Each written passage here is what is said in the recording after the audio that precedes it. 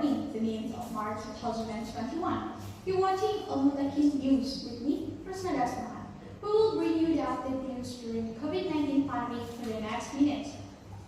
Our headline today is about the role of social media as a handling of the impact of COVID-19 pandemic.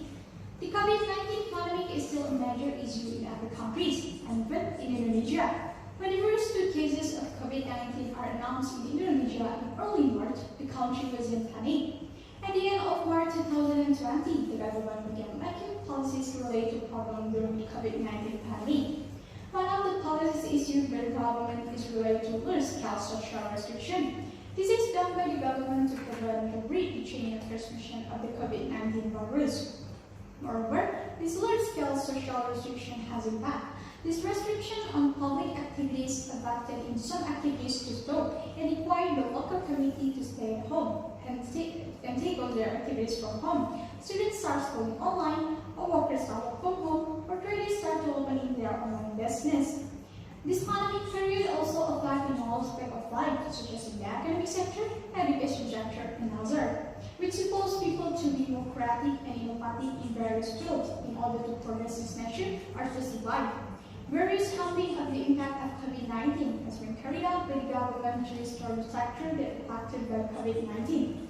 Various social media platforms are used by people to handle the impact of COVID-19 in various sectors, such as in the sector of education, economy, social, and others.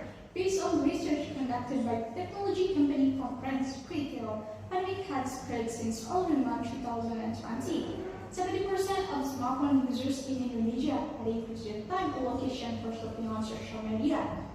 One of the impacts of COVID-19 is on the education sector. In order to reduce the spread of COVID-19 virus, the government implemented a social distancing strategy. This has hampered teaching or learning activities. Direct interaction between teachers and students cannot be carried out. Another policy to fulfill the educational needs is implementing a home learning strategy.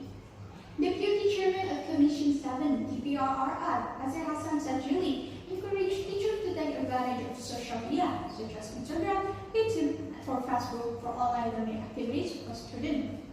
In addition, the Minister of Education and Culture argues all units under the ministry to postpone the holding of events that invite many participants or replace them with video conferencing or other online communication. Various social media platforms are used by teachers and students to fulfill student educational needs, like Zoom, WhatsApp, and various online platforms are used. Zoom's popularity during the COVID-19 pandemic. This application is mostly used by the work population to carry out learning activities and online meetings by isolating themselves in their home to prevent transmission of the coronavirus. On April 21, Zoom reported that 300 million people were already using their platform to conduct teleconference. This figure is up from April 1, which only reached 200 million users. Besides that, global WhatsApp traffic was reported having increased by 40% since people were advised to stay at home. Then, in the academic sector, various closing and workshop on workplace has to cure an academy to be provided. This makes business people think to fixing this academic paralysis. During this pandemic, people began to look for various ways to maintain the academy of their families. One of the ways most developed by traders is to opening their own business through various social media and marketplaces. Adapting to current condition, people prefer to carry out an online trade transaction because of the social distancing strategy that applied by the government. Besides for more practical, the basic needs to other needs can be obtained online. E-commerce companies in Indonesia posted an increase in sales volume with more and more people implementing physical distancing in the midst of COVID-19 outbreak. On the other side, the Minister of Trade, Agus Prananto, said e-commerce is one of the solutions to overcome the economic impact of the COVID-19 pandemic. To support online trade transactions through e-commerce, the trend of social commerce was done. This trend is said to be contributing 40% of the total e-commerce transaction in 2022. According to Brian, 94% of respondents stated transaction-based negotiation, for example, in WhatsApp, Facebook, or Instagram greatly influence their purchasing decision. The social media utilization for its promotional and selling activities for social commerce has increased to 3 times throughout 2020. The Minister of Communication and Informatic, Jody Chipley, said in last April that online trade transactions had increased by 490% compared to January. He also said that the increase in digital transactions was due to shifting consumer trends during this time of health emergencies.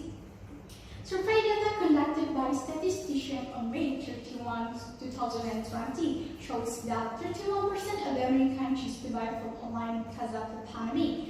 Meanwhile, in the UK, 30% of citizens in that country decided to switch to using purchasing goods from supermarket online.